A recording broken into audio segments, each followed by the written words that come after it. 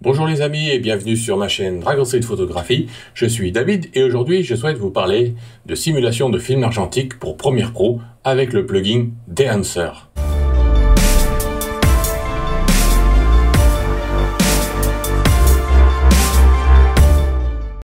Alors Dehancer, comme vous avez pu le voir dans des vidéos précédentes, je vous avais fait une vidéo sur l'utilisation du plugin Dehancer pour Lightroom Photoshop, ensuite pour les smartphones, et aujourd'hui ce sera pour Premiere Pro. Donc c'est une première pour la vidéo, pour ma chaîne YouTube. Et ici, donc je vous invite à visiter dehancer.com sur lequel vous allez voir les différents plugins pour les iPhones, les photos, les logiciels photo et vidéo.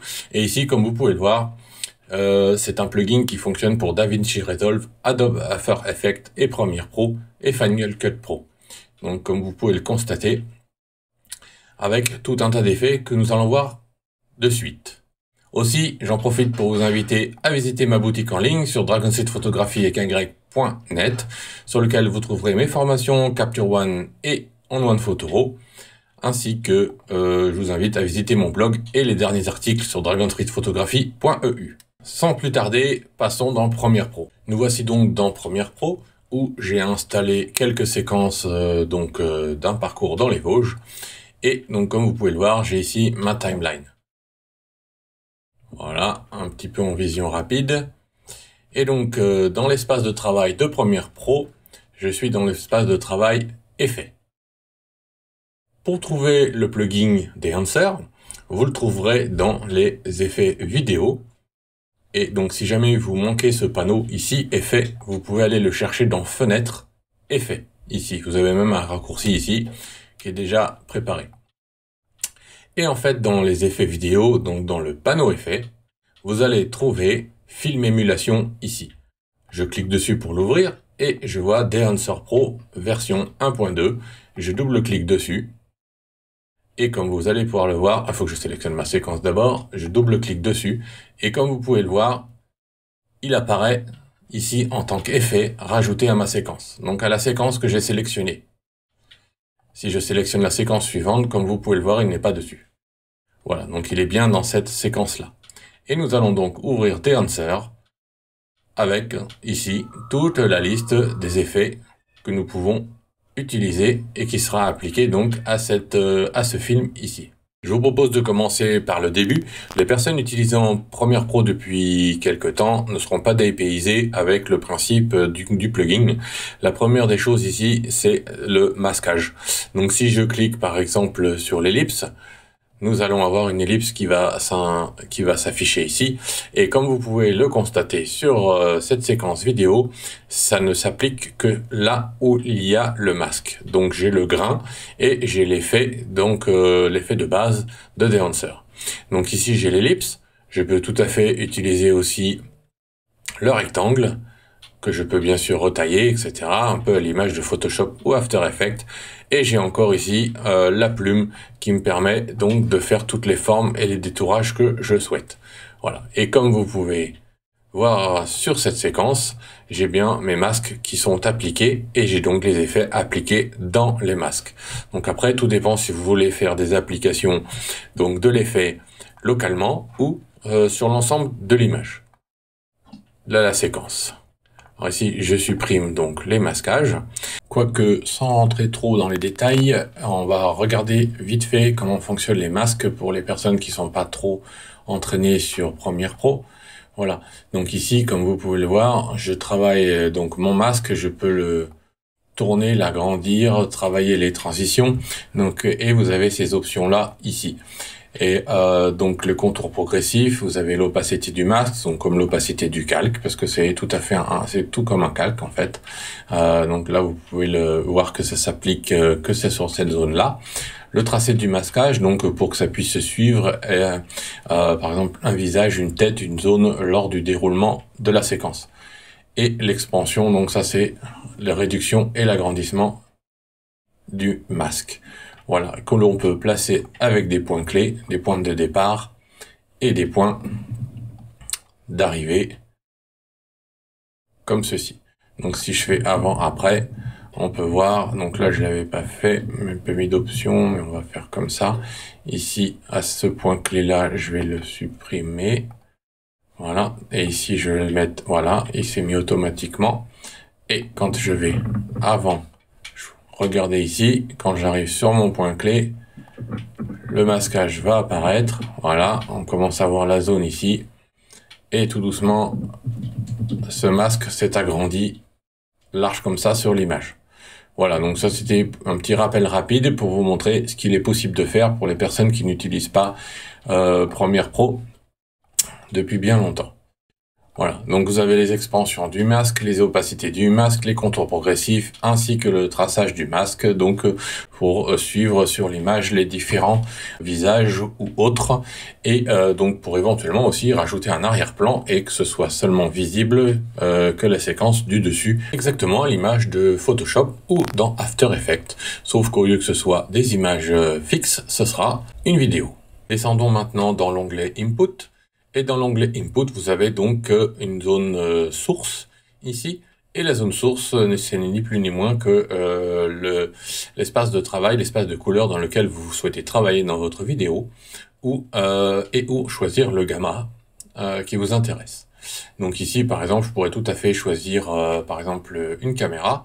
Comme ça, vous allez voir les options caméra. Alors bien évidemment, on a toujours les systèmes de points clés de départ, points clés d'arrivée, parce qu'on n'est pas obligé de le mettre partout. Et bien sûr, les masquages sont utilisables. Et quand je choisis donc ma caméra, puisque j'ai demandé dans source de choisir la caméra, j'ai une sélection de caméras en dessous. Et pour le coup, j'avais utilisé un iPhone avec un Filmic Pro. Et on va prendre le 8 bits comme ceci. Et de suite, vous avez pu voir que ça a de suite changé le contraste, la profondeur et le grain. Non, puisque c'est pas le but ici pour l'instant. Avant, après. Voilà. Je peux bien évidemment travailler sur l'exposition. Donc là, on retrouve toutes les options que l'on a l'habitude de travailler dans la photographie. La température de couleur plus ou moins jaune, plus ou moins bleu. La teinte. Donc on va être plus ou moins vert, plus ou moins magenta. Alors là, on est plutôt un vert jaune parce que on est justement dans la simulation de film argentique.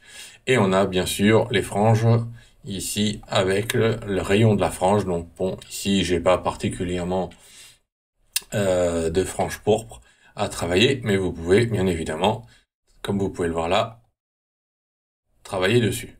Et ici, il faut pas oublier, si ça ne fonctionne pas, c'est pas tout simplement parce qu'il faut cocher la petite case ici pour que ce soit actif. Je vais replier Input et rentrons dans Film.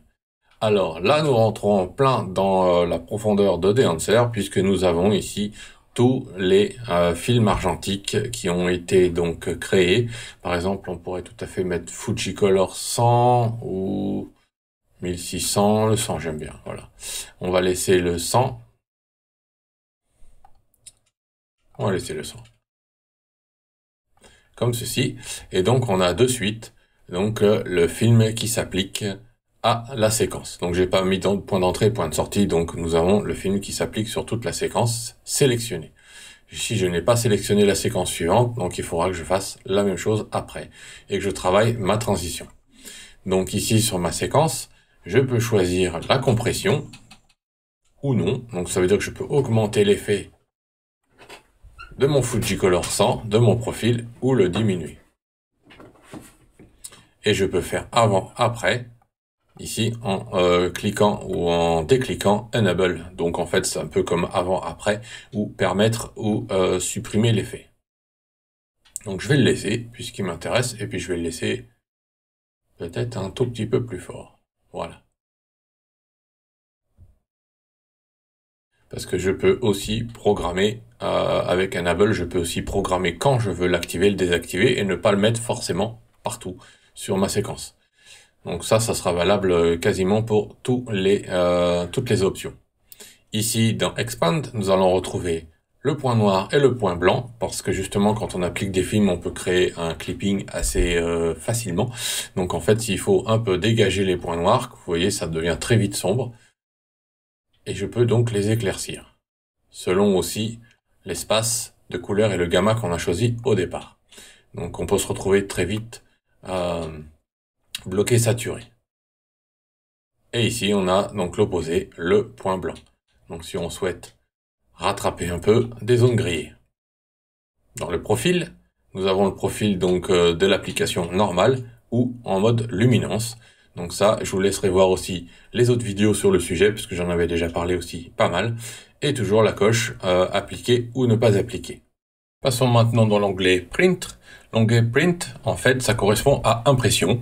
Et impression, en fait, c'est comment créer un rendu sur écran, un rendu optique de ce quelque chose qu'on a sur papier. Donc, en fait, c'est le principe de simulation sur écran de ce qu'on a sur papier. Nous avons donc ici 5 profils, comme vous pouvez voir. La même chose que sur les autres vidéos que j'ai présentées déjà auparavant. Et ensuite, vous avez l'interprétation de ce profil avec le cible blanc. Là, on va travailler les blancs en douceur, donc on va avoir bien évidemment une interprétation différente selon le profil, d'exposition, de contraste. Voilà, donc la réaction va être différente selon les films, les profils d'impression, et en fait ces options-là sont pour adapter le profil à votre séquence de base. Voilà, ici on a le contraste et donc on aura des réactions différentes selon la séquence de base, selon la version du fichier enregistré à l'origine et le profil choisi. La densité de couleur, donc là en fait on crée de la profondeur et ici de la saturation, donc on peut passer au noir et blanc si on enlève la saturation. Ici, si les options ont une latitude qui sont gênantes, vous pouvez tout à fait cliquer sur analogue qui peut vous permettre d'améliorer ce que vous cherchez à rattraper ou obtenir. Par exemple, si le cible du point blanc, vous n'arrivez pas à bien récupérer, etc. Ici, ça vous permet de simuler un peu mieux et de changer l'algorithme de travail pour aller un petit peu plus loin dans les blancs, l'exposition ou le contraste. Donc il suffit tout simplement de cocher. Et toujours, bien évidemment, en bas, de cocher et décocher Enable. Si vous ne cochez pas Enable, les effets de la section Print ne vont pas s'appliquer. Voilà, maintenant, Colorhead. Colorhead, eh bien ici, on retrouve exactement ce qu'on a sur Photoshop, par exemple. Donc la balance des blancs, avec la balance de couleurs, plutôt, n'importe quoi, la balance des couleurs entre jaune et bleu. Voilà, et donc jaune et bleu, il faut bien évidemment cliquer sur Enable, et là, vous pouvez aller voir, ça tire sur un jaune-vert, un bleu, je réinitialise, magenta vert, et un cyan rouge. Avec une conservation, donc une rétroaction sur l'exposition si c'est nécessaire. Et ici, l'impact qui permet de faire un peu comme l'opacité du calque. Donc par exemple, si je mets ici assez bleu, on va donner un peu une dérive de film argentique comme ça. Voilà. Et si je diminue l'impact, voilà, ça va adoucir. Ça me permet d'adoucir l'ensemble ici de mes corrections de la balance des couleurs. J'ai gardé le meilleur pour la fin, puisque, comme vous le savez, c'est une simulation de film argentique, donc de papier qu'on doit rendre sur l'optique et sur l'écran. Et ici, donc, c'est ce que fait justement cette petite coche Kang, qui permet, lorsque je vais glisser, par exemple, sur Cyan Red, ici, ça va permettre une dérive, en fait, synchronisée, entre guillemets, pour simuler le film qui a été choisi, donc, précédemment. Donc, les films qui étaient ici choisis, film Fujicolor 100, et dans les différentes tonalités. Comme vous pouvez voir là, il y a une forme de jaune, une forme de rouge qui augmente et qui simule plus ou moins ce film sur les tonalités. Donc en fait, on a une forme de balance des couleurs qui va être automatiquement appliquée selon les tonalités de l'image en suivant la logique du film de départ que nous avons choisi. Voilà, je vais replier Colorhead et on parle dans Film Grain. Alors Film Grain, le nom parle de lui-même puisque ici on a la taille du grain. Donc si j'augmente, le grain va être de plus en plus fort. Ici le taux du grain, donc je vais essayer de mettre un paquet. Voilà, comme ça va se voir à la vidéo. Ici le grain il est de plus en plus fin, il est très fin et ici il est beaucoup plus épais. Ici, en fonction de la résolution du film, donc je peux le mettre à 100% ou bas. Voilà. Plus ou moins présent dans les ombres, dans les tons moyens, dans les hautes lumières. Donc très souvent dans les hautes lumières, on a tendance à le perdre un peu.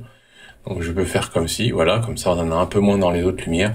Alors là, j'ai mis le taux qui est quand même au maximum. Donc je vais baisser un petit peu, voilà. Et on peut voir que donc on va en avoir plus dans les ombres. Si je fais comme ceci, je vais retourner un petit peu dans mon point noir, voilà.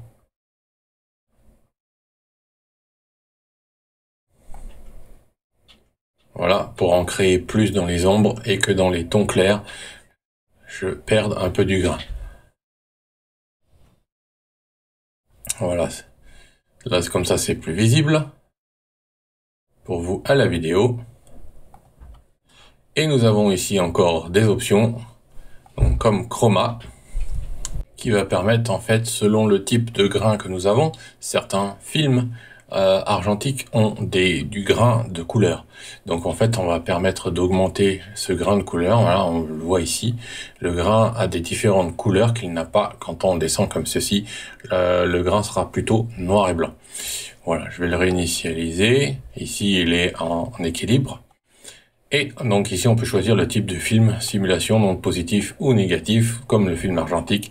Et si on veut travailler en mode analogique ou si on veut passer en mode digital, qui permet en fait d'élargir un petit peu le champ de travail. Parce que la difficulté est de passer de simuler correctement sur un écran ce que nous avons sur le papier argentique n'est pas évident. Donc il faut parfois, entre guillemets, contourner certains problèmes techniques. Halation. Voilà. Ici, halation, c'est justement ce qui rend pour moi le logiciel le plus intéressant avec Bloom. C'est-à-dire qu'halation, c'est pour rendre les contours des hautes lumières avec ces effets qu'on a de rouge-orangé sur les lumières. Donc ici, si je ne limite pas la source, parce que plus je vais limiter, plus je vais un peu bloquer l'effet, je vais peut-être descendre un petit peu le grain puisque ça nous perturbe la vue quand même pour la vidéo, que ce soit pas trop gênant, voilà. Et donc sur halation, voilà, on va mettre la globale diffusion au maximum, donc comme ça le dit, une diffusion assez globale, donc il faut que je permette l'effet, voilà. Si je fais avant-après, on voit que les effets rouge-orangé vont augmenter. Les effets qu'on a d'aberration chromatique, fait qu'exprès pour le coup, pour simuler l'argentique, apparaît. Ici, on peut amplifier l'effet. Donc, je vais en mettre une dose aussi pour que ce soit visible à la vidéo. Voilà, on a des effets donc sur toute la crête ici de teinte. On peut travailler plus sur du rouge ou tirer sur le orange. Avec une compensation de bleu si on veut moduler la teinte. Donc là, on a tendance à tirer un peu sur un petit peu plus jaunâtre. Et ici, l'impact qui revient toujours un petit peu à l'image de notre opacité de calque. Voilà. Et on a la diffusion locale. Alors, la diffusion locale, c'est pour le rendre plus fort sur certains aspects, comme vous pouvez le voir ici. Voilà. Donc on a un effet vraiment vieil argentique. Ici, on a l'effet de douceur. Donc si on veut avoir des transitions douces ou pas. Et ici, l'effet de limitation. Donc source limiteur. Alors si je le mets avant, après, là, le rendu est suffisamment puissant, je pense, pour que ce soit visible à la vidéo. Donc c'est là que l'effet de l'utilisation des masques peut aussi être intéressant si on souhaite travailler sur la crête ici et puis enlever ces effets, par exemple sur ces zones qu'on a là sur les montagnes et garder un petit peu sur le fond ou sur les nuages, par exemple. Et l'effet Bloom qui se conjugue avec l'effet halation, donc c'est quand même un petit peu un jonglage parce que c'est un petit coup à prendre. Ici, voilà, et ici on peut avoir l'effet de diffusion dans les hautes lumières. Donc on a un effet, comment je pourrais dire, un petit peu un effet Orton des zones hautes lumières. Donc ici on a sur les détails l'effet de la diffusion en tant que puissance, l'effet d'amplification de la diffusion. Voilà, donc là ici ça se voit pas mal. On peut jouer donc sur l'impact, on va le mettre au maximum, que ça se voie mieux la vidéo, et on va faire avant, après, comme ceci. Donc là, on voit bien l'espèce d'aura qu'on a tout autour. Donc après, si on veut rétro-contrôler un petit peu cet effet-là, voilà, on va le mettre comme ceci, trop fort. Maintenant, on voit que l'effet halation est un petit peu fort, donc on peut retourner dans la limitation ici, et puis sur la diffusion locale.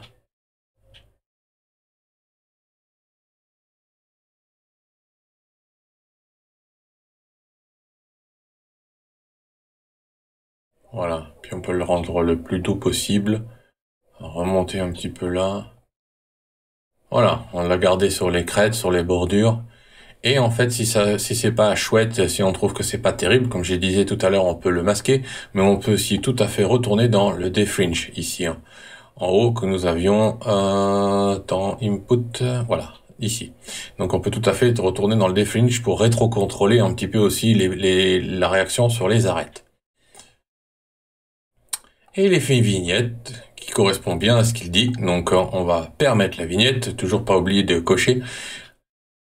Et en fait, comme vous pouvez constater, on va fermer l'image exactement comme en photo. La vignette, on peut gérer la taille de la vignette, le ratio, donc plus ou moins ovale verticalement ou ovale horizontalement. Voilà, ça se voit un peu sur la vidéo. Voilà, je réinitialise la vignette. Et donc on peut plus ou moins centrer ou excentrer, déplacer la vignette parce que nous sommes en vidéo. Voilà, je vais supprimer la vignette. Et nous avons maintenant FilmBrace. Alors, FilmBrace, ça va être quelque chose de très particulier à la vidéo, puisqu'en fait, il est là pour simuler les accidents de prise de vue, d'exposition, de contraste ou de développement sur le papier argentique. Donc, on n'oublie pas Enable. Et en fait, ici, ça va par période. Période, ça va être la sélection la quantité d'images que nous allons sélectionner. Donc, plus on augmente, plus la quantité d'images va être importante, sur lequel on va voir ces accidents de prise de vue ou de développement. Donc ici, je vais le laisser assez bas, justement pour que ce soit visible à la vidéo. Et en fait, on peut tout à fait donc modifier l'exposition, comme ceci, le contraste, faire travailler sur la couleur, parce que du coup, on peut avoir des erreurs de développement de couleur, et l'impact. Alors c'est très fin. Voilà, là on le voit un petit peu. C'est très fin, mais c'est pour créer une simulation, pour mimer les erreurs qu'on peut avoir donc lorsque l'on fait de la prise de vue et du développement de films. Voilà, si je laisse à 0, voilà, je suis pas certain que ça doit y la vidéo parce que les changements sont très légers. Voilà, un petit peu avant, après, on voit que on a une perte de contraste et un petit peu un changement dans l'exposition, une platitude qui s'installe. Voilà. Et maintenant, Gatewave. Et alors ici, ça va être pareil, c'est une simulation en fait des problèmes mécaniques de l'enregistrement que l'on peut avoir. Donc en fait, donc des mouvements lors de la prise de vue. Donc je vais ouvrir tout comme ceci, je vais permettre donc l'effet et on va prendre par exemple si je vais commencer par là, on va commencer ici, on va mettre une clé pour les X et les Y aussi. On a laissé auto zoom qui peut travailler un petit peu et on va dire que arrivé à ce point là, par ici, je souhaite qu'il y ait justement eu des effets de mouvement et on va mettre le point clé ici, pareil là, et un petit effet, voilà. Et donc vous pouvez voir là dans la courbe les points de changement de départ et d'arrivée. Et si je reviens avant, on va pouvoir voir en fait un petit peu des effets mécaniques, donc des secousses. On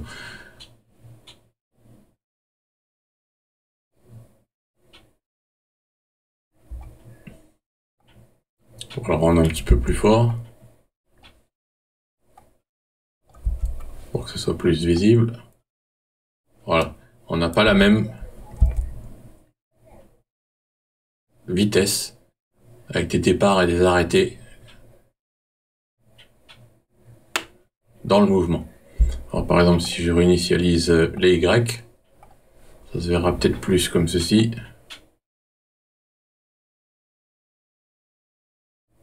Voilà. Voilà, donc on a une accélération, puis on a un ralentissement.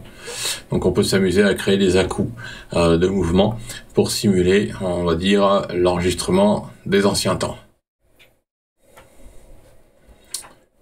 Voilà, et on peut tout à fait faire pareil avec les rotations.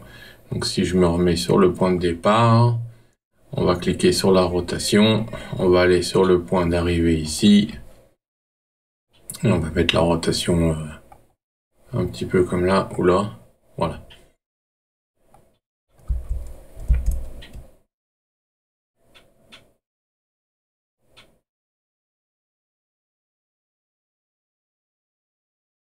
Voilà, et on a des effets de mouvement.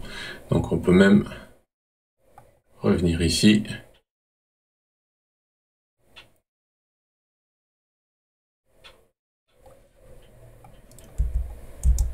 Voilà.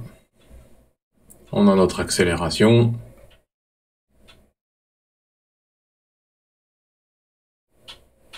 Et un coup de frein avant la fin de la séquence.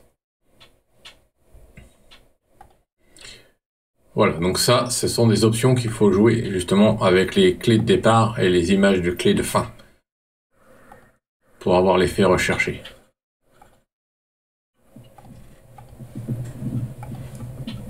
Parce qu'elles ont besoin justement des mouvements de la séquence, comme vous avez pu le voir. Voyons maintenant, après Gatewave, les dernières options, False Color. Alors, False Color, ici, ça va nous créer une carte, en fait, des tonalités. Donc, ici, par exemple, c'est très sombre. Donc, on va avoir un bleu sombre et le rouge, ça va être ce qui va être clippé dans les hautes lumières, à l'image de ce qu'on fait en photo, justement. Donc, si je prends Expand ici et que je vais donc supprimer la rattrapage et haute lumière, comme vous pouvez le voir, tout est grillé dans le ciel, voilà, donc tout est blanc.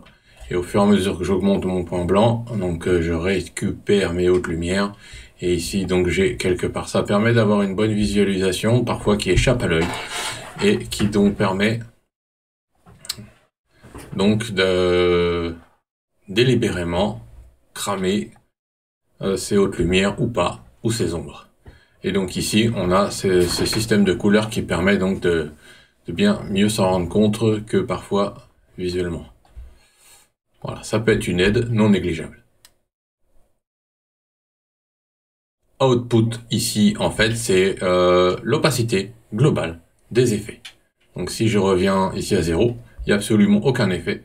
Tous les effets que je viens de faire ici, si je veux en mettre 30%, voilà, je suis à 29,9, mettre un petit peu plus, voilà, comme ceci.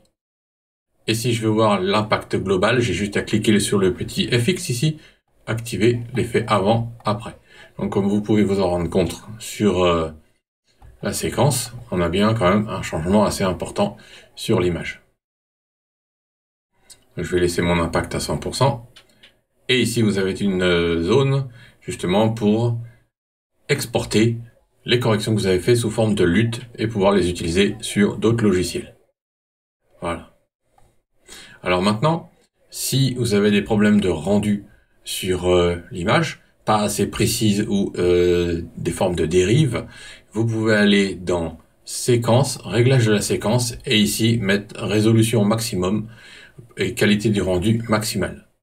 Voilà, de façon à ce que ça calcule au maximum les effets sur l'image. Parce que parfois, le fait qu'on ait des rendus moyens ou de basse qualité, on n'obtient pas exactement ce que le plugin est censé obtenir sur sur les séquences visualisées qui sont ici à 1,5. Donc après, on simplifie tellement l'image entre guillemets que la réalité des effets n'est pas bonne. Et dans l'exportation, pareil aussi. Donc dans vidéo ici, il faut pas oublier de mettre résolution maximum et utiliser la quantité de rendu maximale. Voilà. Et ça, c'est pour que vous ayez le résultat au bout du compte le mieux possible. Sinon, vous pouvez avoir qu'une partie des effets qui ne va pas ressortir suite à la compression. Après, donc, on a les informations techniques. Bon, ça, à la limite, on s'en fiche. Voilà. J'espère que cette vidéo sur le plugin Terancer sur Premiere Pro vous sera utile et qu'elle pourra vous permettre de simuler un petit peu des effets argentiques sur vos vidéos. Merci de me suivre sur Dragon Street Photography. Je vous dis à très bientôt pour d'autres vidéos sur On-One Photo, Capture One, Luminar Neo ou Photoshop. À très bientôt!